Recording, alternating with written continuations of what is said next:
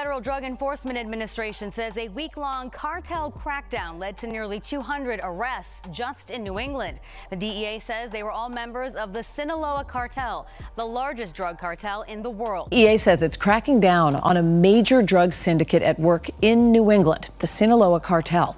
In the last week, agents arrested more than 171 people in New England. The DEA seized 500 plus pounds of methamphetamine, cocaine, and fentanyl. They called it Operation New Dawn, and in early October, the alarms hit New England before sunrise.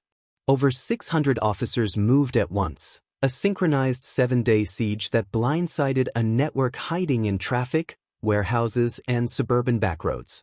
Agents said it was the largest cartel crackdown Boston had ever seen. But they didn't just pull in street dealers.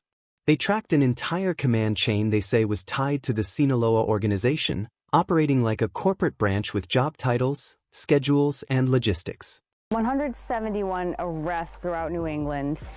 Does that make a dent?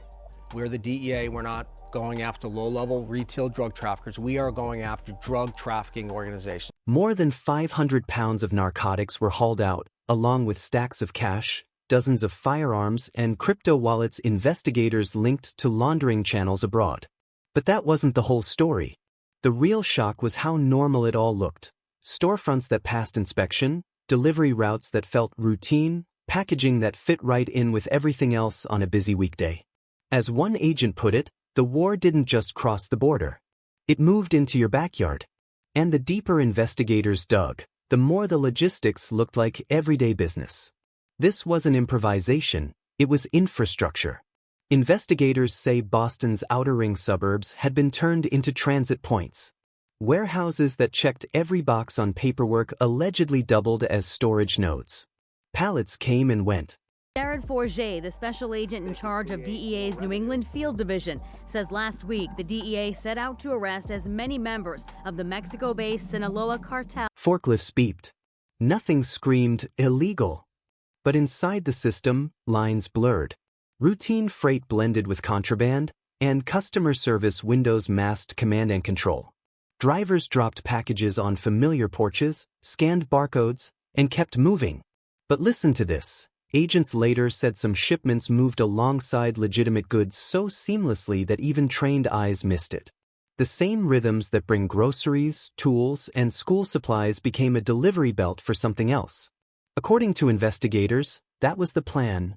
Blend in, move fast, and stay invisible by looking ordinary. The surprise wasn't just scale.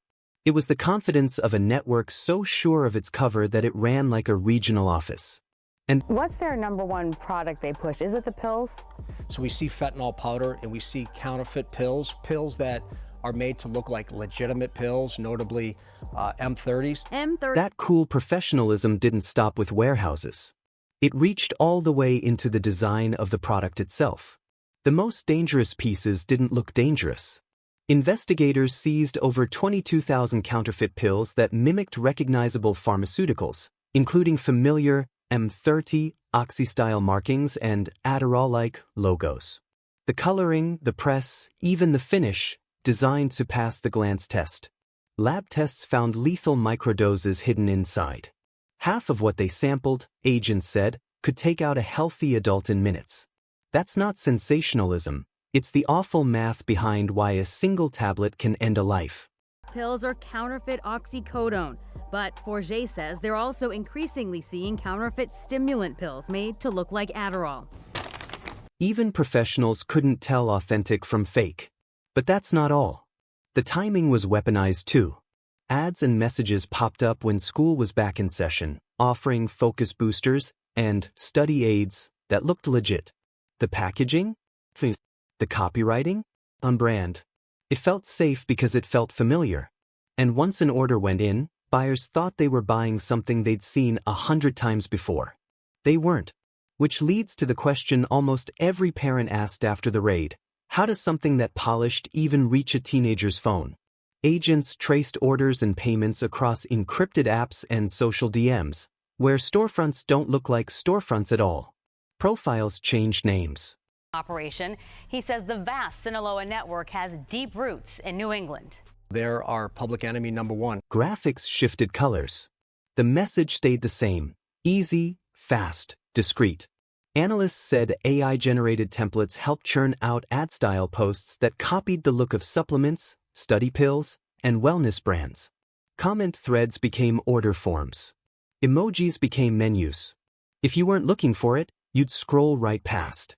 Transactions moved through a maze: peer-to-peer apps, crypto wallets, and intermediaries that made the money trail look like static. But it gets crazier. Who turned this into the deadly cocktail of fentanyl. The drug cartels then use pill presses that the Chinese have sold to them at cost to produce these pills, which are killing so many Americans. And then the money laundering aspect. The drop-off looked ordinary too. Small, discreet packages labeled as vitamins or wellness tablets ended up at doorsteps, as unremarkable as a toothbrush in a padded mailer. The effect was deliberate: remove every reason to hesitate. Agents warned that a teenager could order death with a few taps, and they weren't being dramatic. The real pipeline, though, didn't start online. It started oceans away, long before a phone pinged. The bigger map pointed to chemistry, cargo ships, and ports. Of it. The drug cartels 20 years ago used banks in Latin America. They're now using state-owned banks. So this is a strategic initiative by China to punish and damage the United States. Investigators said the seized batches traced back to Sinaloa labs, fed by chemical precursors sourced from factories in China. The route skipped the old playbook. Instead of hiding in cars at land crossings, the components rolled in by sea with everything else the world ships every day. Container yards handled thousands of barrels at a time. Only a sliver ever gets checked.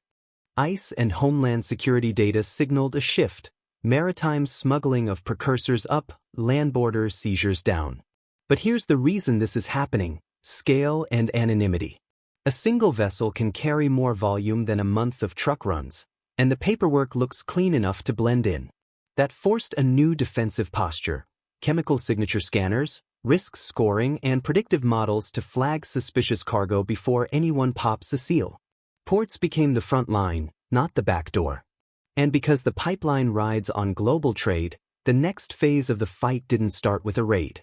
It started with rules, sanctions, and bank accounts. Washington shifted from case-by-case busts to something broader. Officials pushed a chemical containment strategy: hit traffickers, choke suppliers, and freeze money at the source. Agencies leveraged a terrorism-based seizure authority to target networks tied to precursor pipelines, not just finished product. Treasury stepped in with financial pressure, sanctions on exporters accused of feeding the supply chain, and restrictions on banks investigators said moved dirty money through correspondent accounts. It wasn't just about handcuffs. It was about cutting the oxygen. Former officials argued the U.S. finally reached for the same tools once used against extremist cells: follow the money, isolate the tech, break the logistics. But listen to this. Prosecutors began building cases that treated chemical precursors like the core of the crime rather than a side note, closing loopholes that had let exporters hide behind compliance documents. Analysts called it economic warfare by spreadsheet: slow and silent but devastating if it sticks.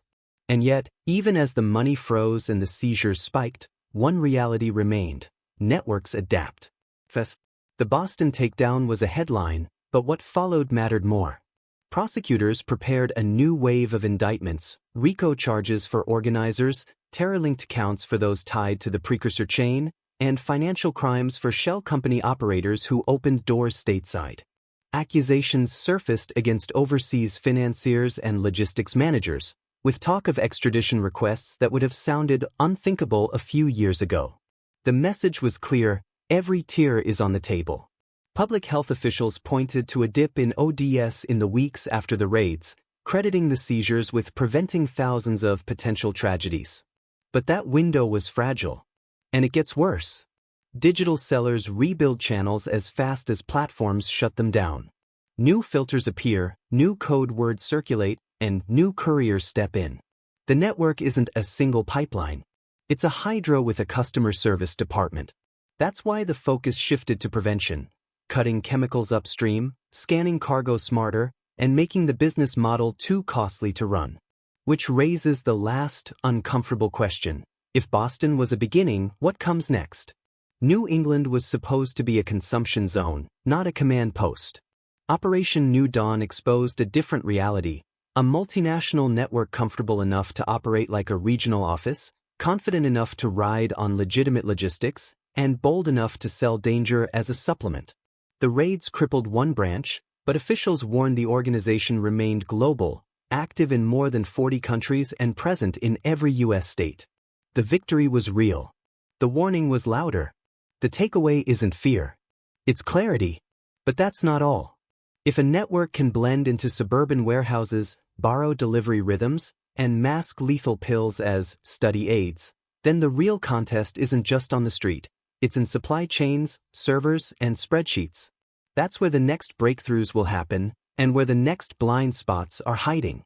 Boston proved no cartel node is untouchable. It also proved the fight is bigger than any one raid. If you want more deep dives that track these operations as they evolve, stay close, because the story won't slow down, and the next reveal may land closer than you think.